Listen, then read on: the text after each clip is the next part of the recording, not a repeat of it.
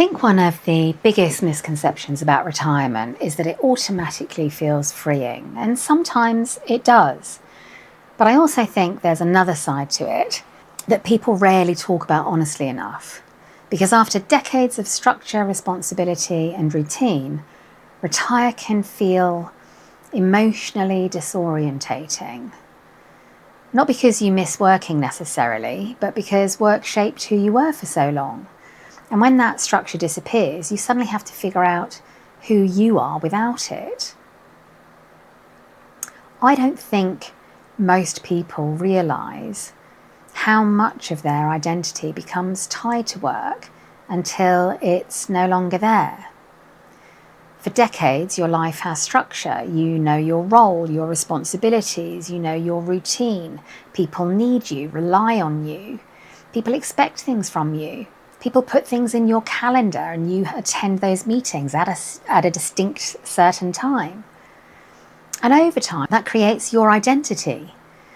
You become the leader, the manager, the provider, the problem solver, the dependable one. And when retirement arrives, people often imagine they'll instantly feel free of all of that. But I think many people instead feel strangely untethered at first. Because freedom sounds wonderful in theory until you realise how much your sense of self depended on being needed.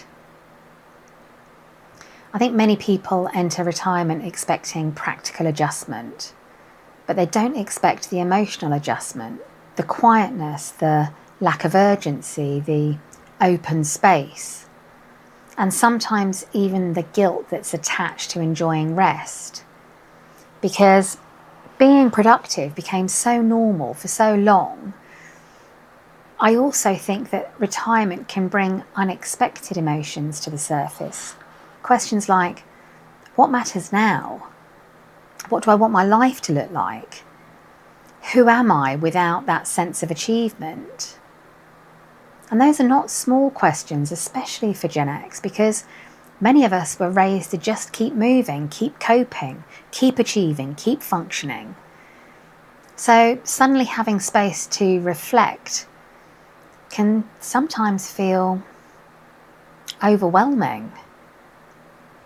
I think many people spend decades imagining retirement as the reward at the end of hard work, and then they arrive there and realise they don't entirely know how to exist inside this new version of life. There's no clear structure anymore, no obvious milestones, no external validation, and that can create a strange emotional emptiness at first. Not because life is bad, but because striving had become familiar, predictable, comforting even. And I think many retirees quietly experience a kind of identity shift that nobody really prepares them for. Because retirement doesn't just remove work, it removes the version of yourself you spent decades becoming. But maybe this stage of life is not really about losing identity. Maybe it's about rediscovering it without pressure, without constant productivity, without endlessly proving yourself. Maybe this is the first stage of life where we finally get to ask, what actually matters to me now? Not society, not work culture, not expectations. Us. And maybe that's why so many people in midlife start simplifying life, decluttering, moving abroad, downsizing, starting creative projects, reassessing priorities. Because something deeper is happening underneath all of those decisions. Identity is shifting, and maybe success in this stage of life looks less like accomplishment and more like alignment, peace, time, meaning, freedom. I don't think retirement is just a financial transition. I think the biggest transition is the emotional one. And perhaps the hardest part is not learning how to stop working, but learning who you are when work is no longer defining you. That takes time. And honestly, I think many of us are still figuring it out. And maybe that's okay. Maybe this stage of life is not about having all the answers. Maybe it's simply about becoming more honest about what we truly want from the years ahead.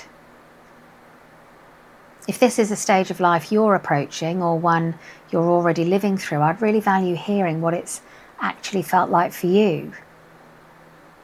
And if you'd like to explore this further, I've put together a free midlife redesign reflection guide with exercises that help you do that. You'll find the link below. I'm Angela, thank you for watching.